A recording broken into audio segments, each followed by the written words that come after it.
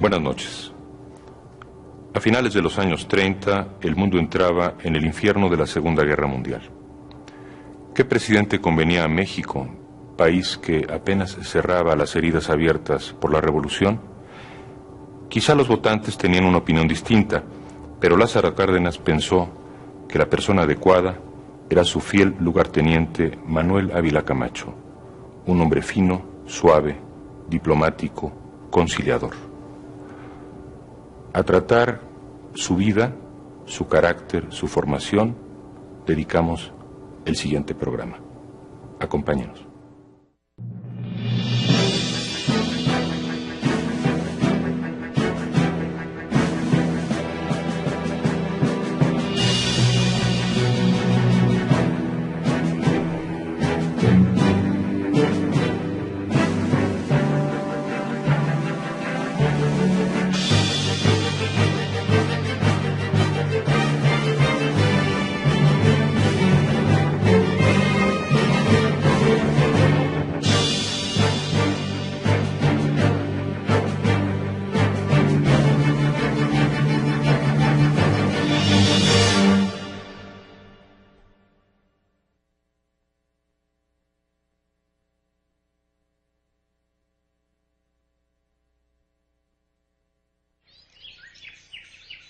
Al término de su gobierno, en 1946, el presidente Manuel Ávila Camacho manifestó que se retiraría a la vida privada. Su deseo era recuperar las rutinas sencillas del campo. El que fuera conocido por algunos como el presidente caballero, cerraba así un intenso ciclo político que comenzó cuando Ávila Camacho y Lázaro Cárdenas se conocieron en 1919.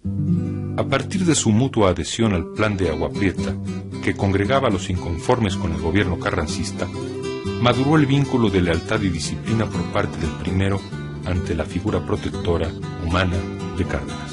Entre el general Ávila Camacho y el general Cárdenas hubo una vieja relación de subordinación, una absoluta disciplina, obediencia del inferior al superior, pero con convicción, porque sabían que estaban realizando una gran tarea en beneficio del país. A pesar de ser casi de la misma edad, Cárdenas se convirtió en un hermano mayor para Ávila Camacho. Lo convirtió en su mano derecha en las operaciones militares de los años siguientes.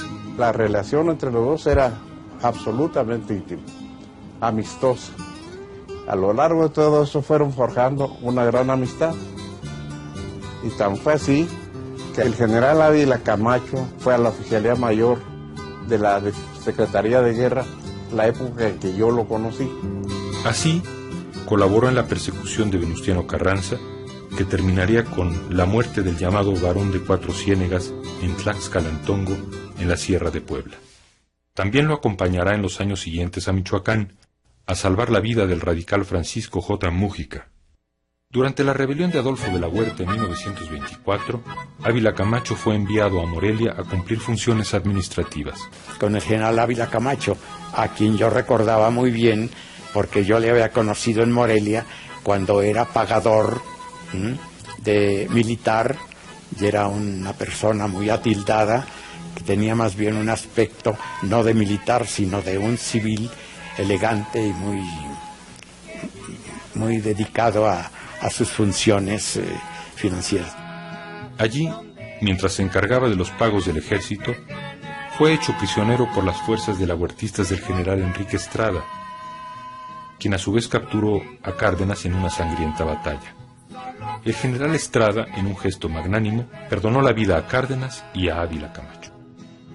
A mediados de los años 20, Ávila Camacho tuvo problemas para demostrar ante una comisión del ejército sus méritos en campaña durante la lucha revolucionaria. Dicha comisión recomendó que no se le reconociera su grado militar. Pero ¿acaso el apoyo de Cárdenas ante Calles logró solucionar el problema? La guerra cristera hizo que los militares dejaran atrás aquellos reclamos. Con tropas bajo su mando, de acuerdo con su hoja oficial de servicios, Manuel Ávila Camacho viaja a Jalisco, donde lucha contra los cristeros, aunque la palabra lucha es ambigua en su caso. Su mejor arma fue siempre la persuasión. Era fama que en Atotonilco el Alto y Sayula, contó con el aprecio de sus enemigos, ya que fue noble y magnánimo con los espías, a quienes permitió abandonar la zona militar y establecerse en otras partes.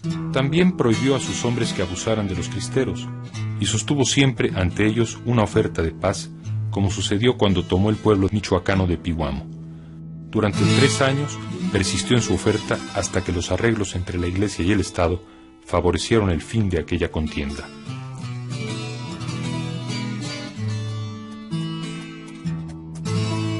Cuando los jefes cristeros en Cotija recibieron órdenes de abandonar las armas, enviaron a José Guízaro Ceguera a conferenciar con Manuel Ávila Camacho. El cristero solicitó que se le permitiera a él y a sus hombres entregar las armas durante la celebración de una misa. Ávila Camacho no tuvo reparos y aceptó también que los oficiales rebeldes conservaran sus pistolas, sus caballos, e incluso gestionó que los hacendados ricos de la zona aportaran 10 pesos por cada soldado. Para entonces se había ganado ya el mote de general caballero. En 1929, después de haberse distinguido en la campaña contra los cristeros, Ávila Camacho acompaña a Cárdenas cuando éste viaja a Sonora a combatir la rebelión escobarista contra el gobierno constitucional. Luego pasará una temporada en Colima y después irá a Tabasco. El propósito de esta última misión era que Ávila Camacho sirviese de contrapeso a los excesos anticatólicos provocados por el gobernador Tomás Garrido Canaval. Excesos que llegarían al extremo de acorralar, pistola en mano, a 2 jóvenes católicos en las mismísimas oficinas de Ávila Camacho, quien impidió la detención con estas palabras: ¿cómo puedo entregarle a estos hombres para que usted los mate? Cualquier razón que usted tenga, es una vergüenza que un gobernador actúe así.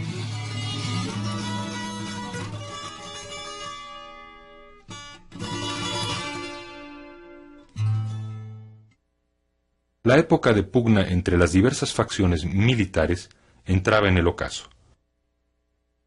Comenzaba un nuevo orden político donde la actitud disciplinada de Manuel Ávila Camacho sería muy útil. Con el nombramiento de Cárdenas como secretario de Guerra y Marina en enero de 1933, su fiel amigo se hace cargo de la oficialía mayor de dicha cartera. Años más tarde, Ávila Camacho asciende a secretario de Guerra y Marina. Se convierte así más en un burócrata militar que en un político militar. Para encontrar el origen del temperamento moderado de Ávila Camacho, hay que remontarse a su infancia. La familia de Manuel Ávila Camacho provenía de Tezuitlán, un poblado que se encuentra en la sierra norte del estado de Puebla. Estando vecinos de Veracruz, digo, como era Tlapacoyas, Martínez de la Torre, Papantla, entonces se abastecían de la población de Teziutlán, pero como no había medios de comunicación, entonces se formaron, de hecho eran varias empresas que se dedicaban al transporte de esa mercadería en toda la zona. Los caminos accidentados en las cumbres y los llanos hacían imprescindibles a los arrieros, que transportaban los bienes y las mercancías entre uno y otro lado de la sierra. Los arrieros se organizaban en pequeñas compañías familiares. Una de ellas fue la de don Manuel Ávila Castillo, padre del que sería presidente de México. Don Manuel se casó con doña Eufrosina Camacho Bello y procrearon 3 mujeres y 6 hijos varones, entre ellos Manuel, que nació en 1897. Debido a los viajes y ausencias de don Manuel, la madre se convirtió en el centro de aquel hogar. Doña Eufrosina era una mujer firme, católica, devota. Tengo entendido que era de un carácter duro, un carácter fuerte, que posiblemente fue el que heredó a sus hijos, ya que tanto el general Manuel como don Maximino y Rafael fueron militares. Entonces yo creo que ella los impulsó a la carrera militar a través de esa personalidad fuerte de doña Eufrosina. Con la llegada del ferrocarril a la zona teciuteca a fines de la primera década del siglo, los arrieros entraron en franca decadencia. A este declive se añadió otro hecho aciago. En uno de sus viajes, don Manuel sufrió un accidente que vulneró seriamente su salud y lo orilló a dejar los negocios en manos de su mujer. Maximino, el primogénito, se mantuvo un tanto al margen de la influencia materna, pues debía seguir a su padre en los viajes que emprendía. Sus hermanos Manuel y Miguel recibieron a instancias de su madre una instrucción básica en el Liceo Teciuteco, escuela particular y laica a la que asistió también Vicente Lombardo Toledano, miembro de la familia más rica de Teciutlán y que con los años se convertiría en uno de los principales dirigentes obreros de la izquierda mexicana. El general Ávila Camacho era muy intuitivo, él inteligente, él leía bastante, era un buen autodidacta, pero lo que leía lo asimilaba, lo entendía fácilmente, y a diferencia de personas que leen mucho y entienden poco. Desde temprana edad, Manuel Ávila Camacho mantuvo un equilibrio entre el celo religioso de su madre, la enseñanza liberal y el carácter bronco, osado, sarcástico de Maximino. Eran muy traviesos, porque algunas veces nos contaba mi tío Manuel, no, dice, tu papá me hacía ver la suerte, se quería ir de pinta de la escuela y me dejaba empeñado en casa de doña Lupe, ponía las pilas de maíz y me dejaba ahí, entonces yo ya no me podía mover y hasta que pasaba por mí, siempre fueron inquietos, ¿no? La revolución maderista de 1910 terminó por romper la estabilidad en la Sierra Poblana, además de afectar los negocios de la familia Ávila Camacho. El futuro familiar dependería en adelante del movimiento revolucionario, cuyos tiempos violentos se avenían bien con el carácter de Maximino. Era el jefe de la familia, en realidad, de la familia Ávila Camacho, un hombre muy a la mexicana, muy clásico como hombre de fuerza, revolucionario a su modo. En esas fechas, Maximino tuvo una actitud contradictoria, o al menos vacilante, con respecto al maderismo. Estuvo a favor y estuvo en contra. En un momento dado, escribió al propio presidente Madero pidiéndole un empleo con que sostener a su familia. En aquella época, Manuel se inclinó por los oficios sedentarios, como la teneduría de libros y la administración. En cambio, Maximino mostró desde muy temprano un marcado interés por la carrera de las armas.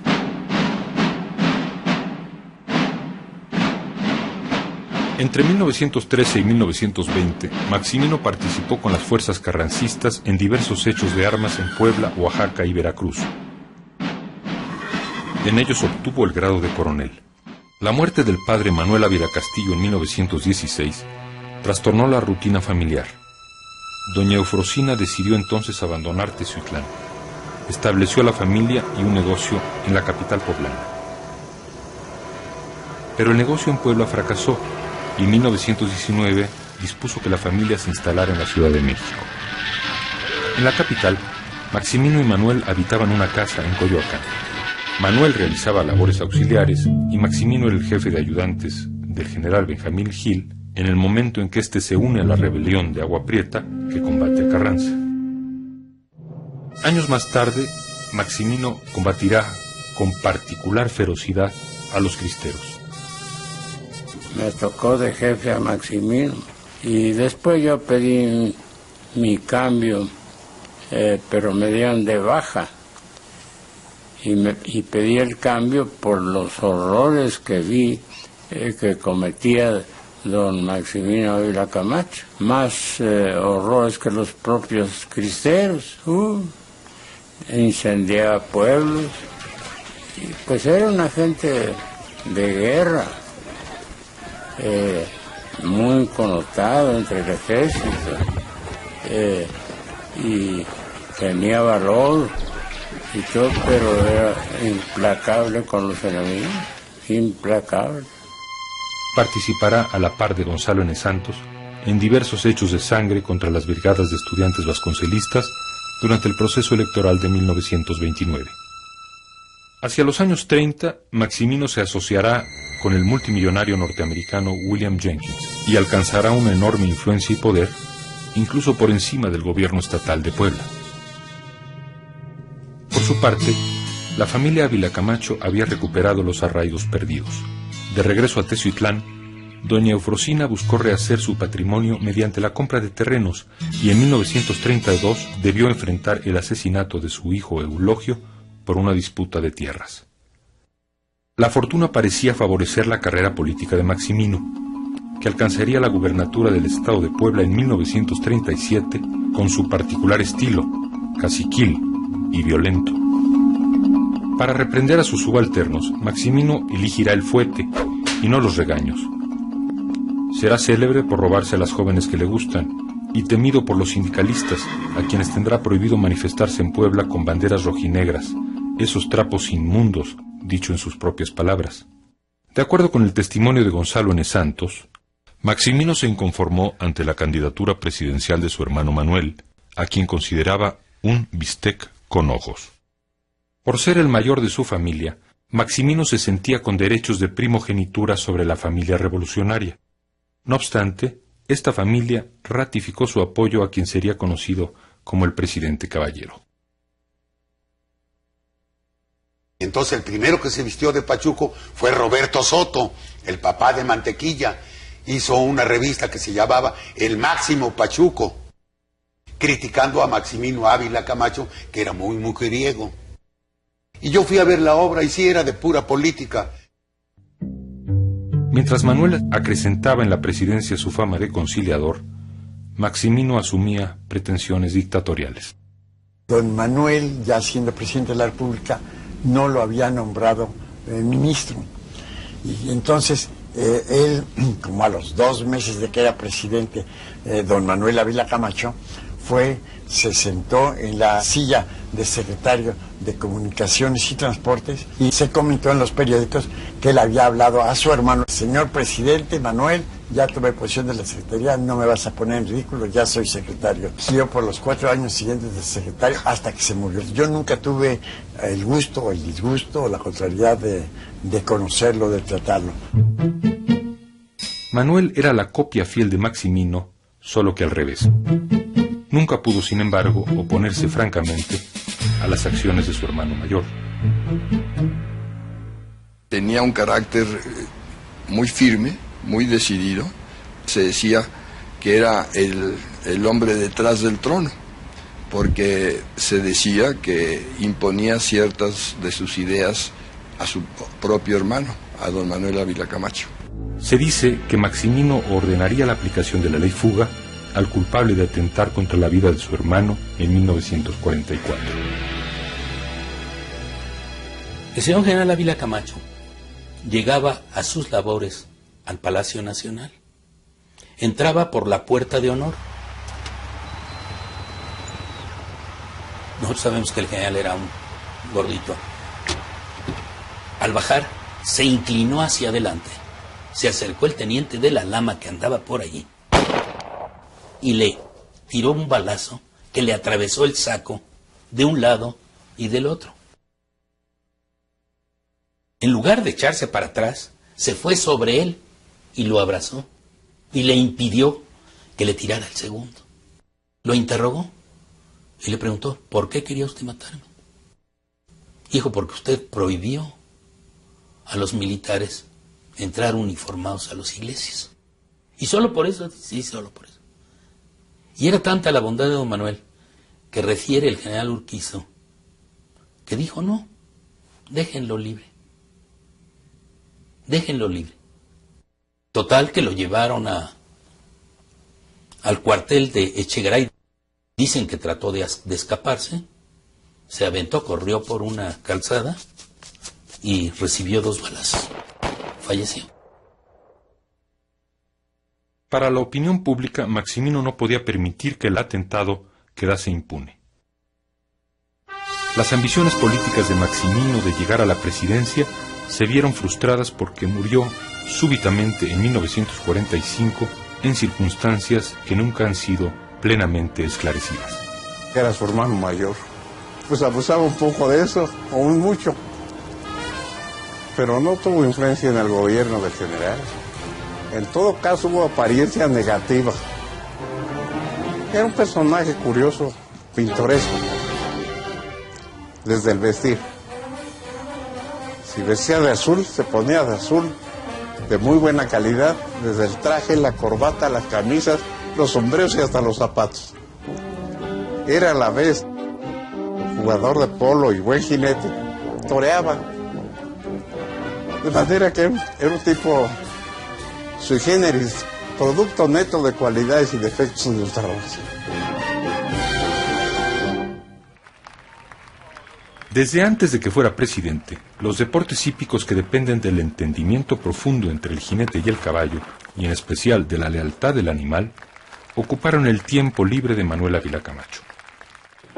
El caballo es uno de los animales más ligados con la personalidad característica del mexicano. En la práctica de la charrería, el penco es tan importante como el jinete. El general Manuel Ávila Camacho se distinguió siempre por su afán de conservar no solo nuestra bella tradición charra, fisonomía de la vieja patria, sino por su entusiasta impulso a todas las actividades hípicas. La inauguración del Hipódromo de las Américas en la capital está ligada a su figura. Todavía la estoy recordando, a pesar que hace ya más de medio siglo que se llevó a cabo. Fue el 6 de marzo de 1943. Fue en realidad una inauguración muy hermosa. Todas las tribunas estaban llenas, en la que asistían todos los estratos sociales del país. Llegó el presidente Ávila Camacho en compañía del entonces presidente Calderón Guardia, con jefes militares de alta graduación. Ya se había formado el Jockey Club con parte de la sociedad.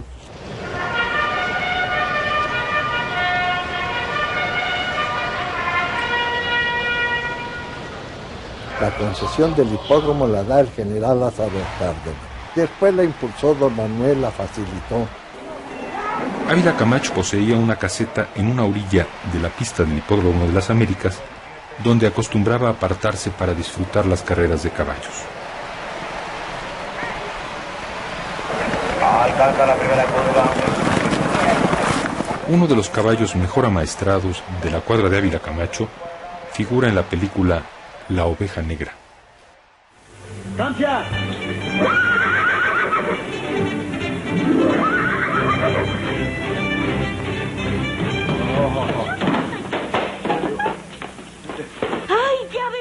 Era un caballo tordillo. Ese caballo estaba educado a la alta escuela. En la filmación me vistieron como Pedro Infante, entonces yo ahí moví el caballo y eso cuando me daba la espalda y pues nadie se dio cuenta. Mi tío se lo regaló al general Perón. Además de jugar al polo, le gustaban el golf y el billar, juegos que dependen del empeño individual. Hombre de gustos sencillos, prefería la vida y la comida rancheras que le recordaban sus años infantiles en Teciutlán. Qué chula es mi tierra querida. Teciutlán, en el alma te llevo prendida. Más bien alegre, le gustaba contar chistes, algunos un poco simples, pero contaba sus chistes. ¿Quiere que le platique alguno de ellos? Pues que un señor se estaba cambiando, por ejemplo, de casa, que llevaba un reloj de esos grandes aquí en la mano, y se encontró un amigo de él. Dijo, ¿por qué no usas uno de pulso? Y él, en su interior, era un verdadero ranchero. Por eso, en cuanto ya pudo, tuvo un rancho hasta su muerte.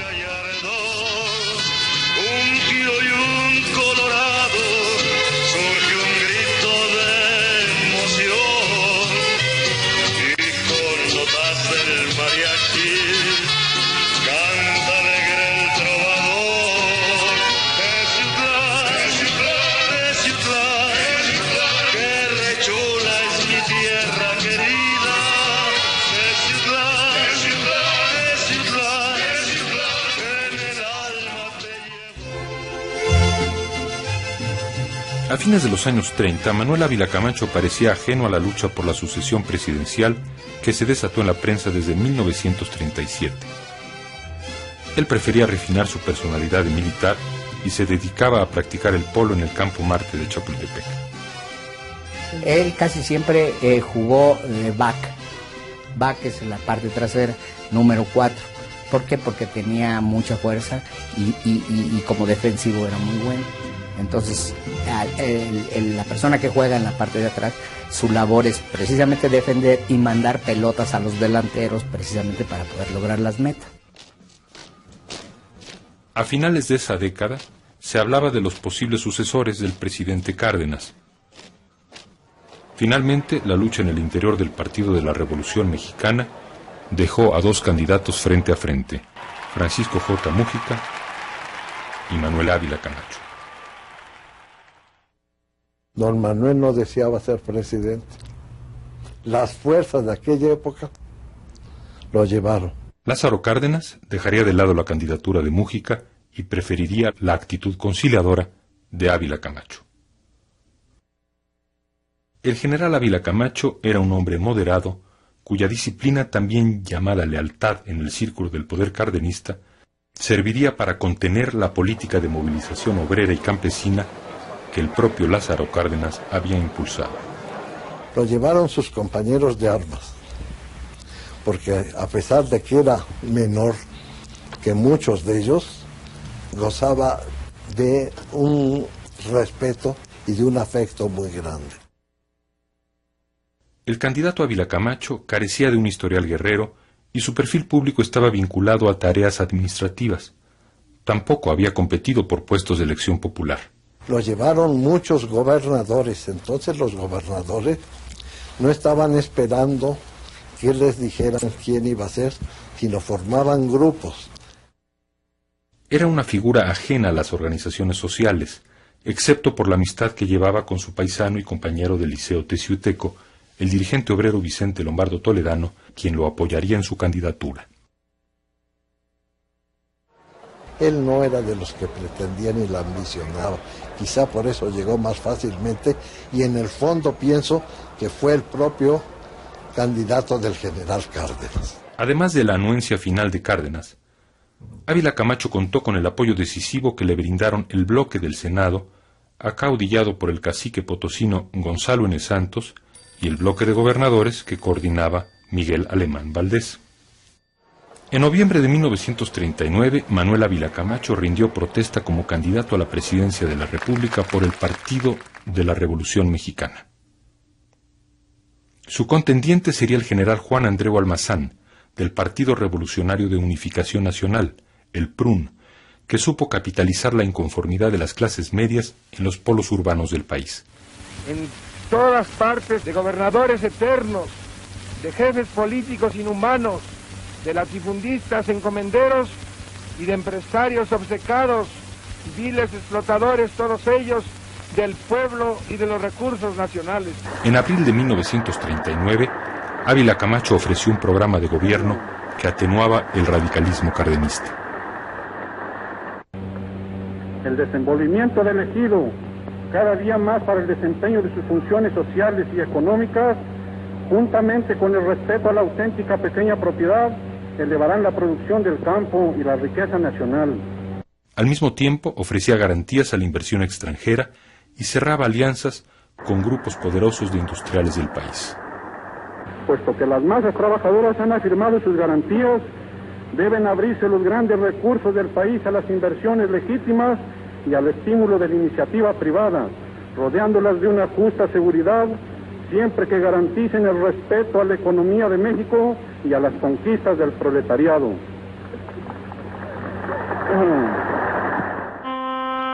Su campaña solo se vería empañada por la muerte de su madre, doña Eufrosina, de quien se cuenta que fue su última voluntad pedir a su hijo Manuel que jamás persiguiera a los católicos. A mediados de los años 20, Ávila Camacho conoció en Sayula, Jalisco, a la joven Soledad Orozco García. Después de la charreada, siguió, como es costumbre en las fiestas de nuestros pueblos, el baile. Todos se pararon a bailar y doña Soledad, como no le gustaba bailar, se quedó sentada. Se acercó el señor general junto de ella.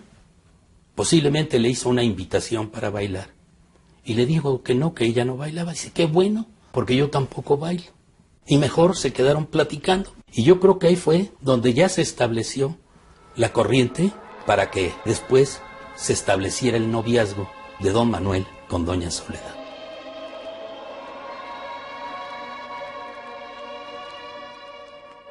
La boda se realizó en diciembre de 1925 con el consentimiento de la madre de Ávila Camacho, quien no pudo asistir a la ceremonia. Las dos mujeres más importantes en la vida de Ávila Camacho serían católicas devotas. La imagen pública de creyente, defensor de la moral y las buenas costumbres que tenía Ávila Camacho, alcanzó un episodio singular cuando su esposa, doña Soledad, expresó desagrado por la develación en la capital de una estatua de la Diana Cazadora desnuda. De inmediato se procedió a cubrir las partes pudendas del monumento. No era tiempo de destapes. La estatua recuperaría su aspecto original 25 años más tarde. A su vez, doña Soledad sabía guiñarles el ojo a las madres mexicanas. Iba a ser el Día de las Madres, daba orden a través de la presidencia de que el Monte de Piedad, el Nacional Monte de Piedad, condonara todas las ignoraciones que había de máquinas de coser como regalo a las madres de México. El matrimonio de Manuel y Soledad careció de hijos y la mansión de la Herradura fue el refugio postrero de ambos. Doña Soledad tuvo que ver tanto en la construcción como en el diseño, y muchas veces les enmendó la plana a los arquitectos y todo, porque tenía una visión muy amplia, una cosa innata, porque ella no ni estudió arquitectura ni mucho menos. Y ustedes verán que después de 40 años se conserva este edificio tal como ella lo pensó, como ella lo diseñó.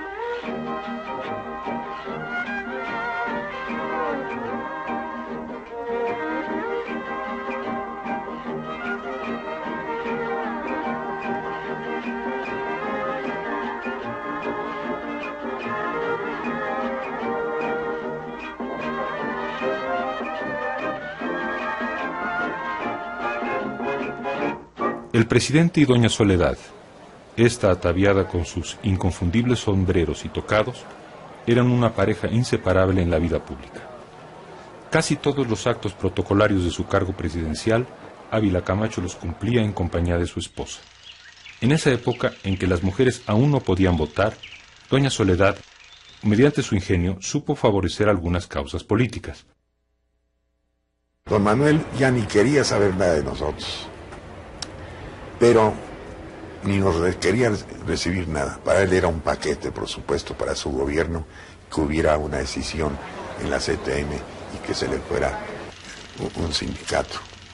Se echaba encima a la CTM y, lógicamente, a Fidel Velázquez y a todo su grupo.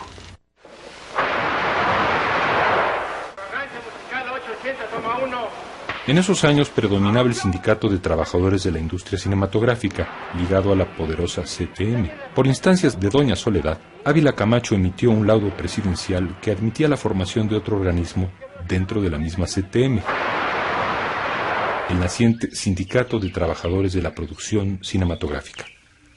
Doña Chole, su maravillosa esposa, quería mucho a Jorge Negrete. Guadalajara en un llano, México en una laguna. Me de comer esa tuna, me de comer esa tuna, me de comer esa tuna, aunque me espine la mano. Le cantaba como le cantaba.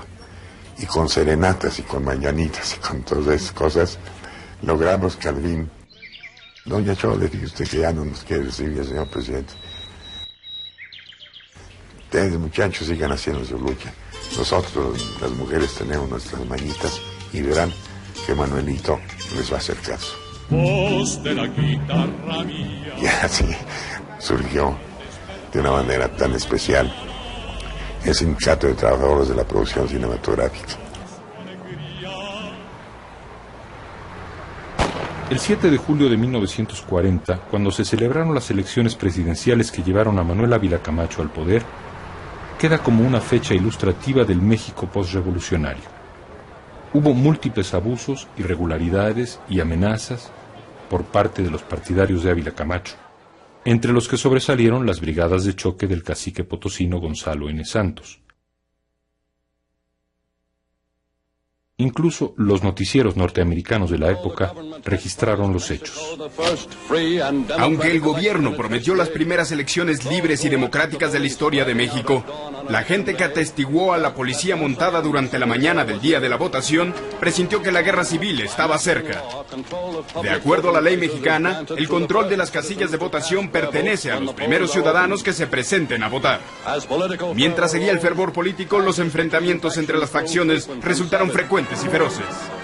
En sus memorias, Gonzalo N. Santos, cacique potosino y uno de los soportes de las fuerzas Ávila Camachistas, dejó el siguiente testimonio de aquel día.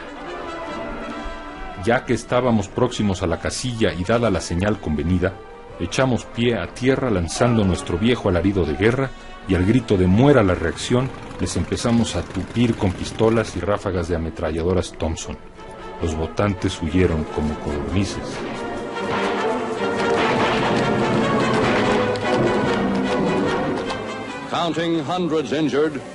Hubo cientos de lesionados y más de 90 muertos en el país. Los mexicanos temieron el comienzo de una era de sublevación civil. Mientras los empleados del gobierno se entregaron al conteo de los votos, entre los mexicanos creció el ansia por saber los resultados.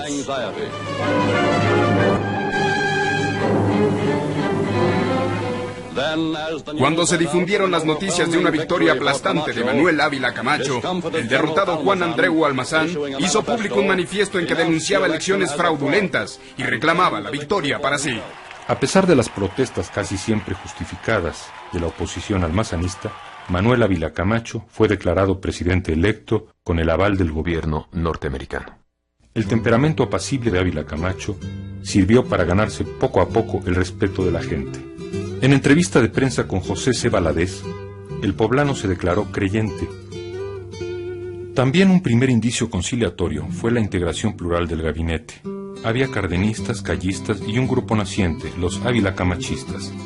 Entre estos destacaba, antes que todos, el secretario de Gobernación, Miguel Alemán Valdés, de solo 40 años de edad. A la toma de posesión de Ávila Camacho el 1 de diciembre de 1940, asistió el vicepresidente de los Estados Unidos, Henry Wallace, a quien el presidente mexicano agradeció su visita. Aprovecho la ocasión que me dan ustedes para expresar mi agradecimiento al señor Wallace, que en nombre del pueblo americano me hace el honor de concurrir, así como a los demás representantes hermanos de la América Latina, que concurren al acto de la transmisión del poder que realiza el pueblo mexicano. Muchas gracias. Los rumores de que el general Cárdenas establecería un nuevo maximato, similar al que el general Plutarco Elías Calles había ejercido años antes, pronto se disiparon. Don Manuel Ávila Camacho estimaba y respetaba a la figura de Lázaro Cárdenas, pero también debo hacer notar esto: don Manuel Ávila Camacho era el presidente de la República y como tal actuaba con atención y respeto a su antecesor, pero nada más, no para obedecer sus órdenes.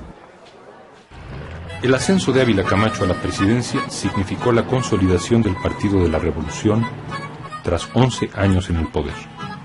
El amigo y colaborador de Lázaro Cárdenas llegaba a la silla presidencial. De la muerte de Carranza a la presidencia habían mediado 20 años de lealtad revolucionaria. Manuel Ávila Camacho heredaba un país urgido de acuerdos e inmerso en un mundo en guerra. Lo esperaban grandes decisiones. Que te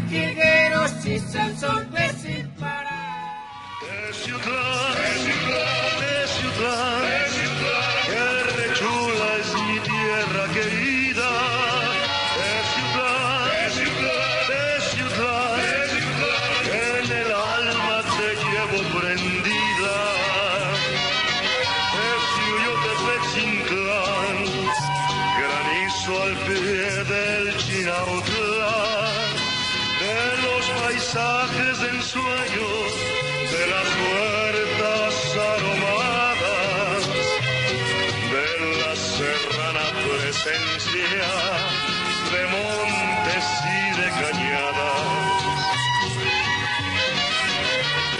donde parece que el cielo con generoso donaire se funde con el terreno y lo envuelve en una nube, dándole aspecto de perla, de bella perla serrana. De Ciutlán, que rechula es mi tierra querida. De Ciutlán, en el alma te llevo prendida.